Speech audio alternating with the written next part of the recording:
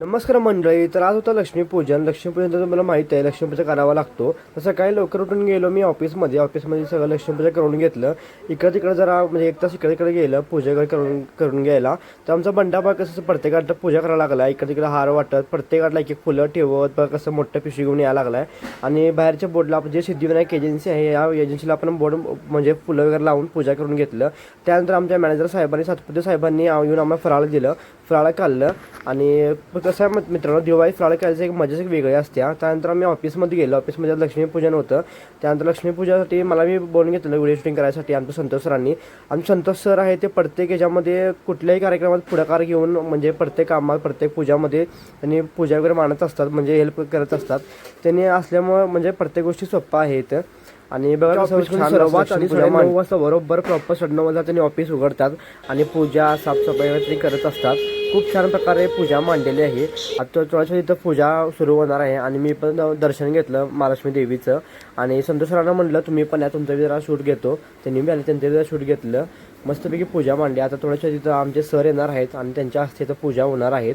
त्यानंतर जरा मी आमचे जे सर आहेत त्यांचे फक्त गाडी वगैरे धुवून घेतलं. गाडी पूजा करायचं होता.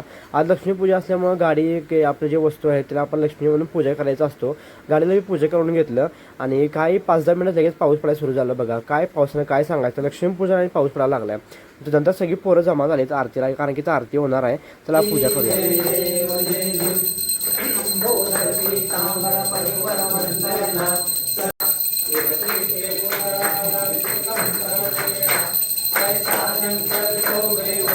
झाल्यावर लगेच पोरं सगळी जमलीच बघा फटाकडी फोडायला.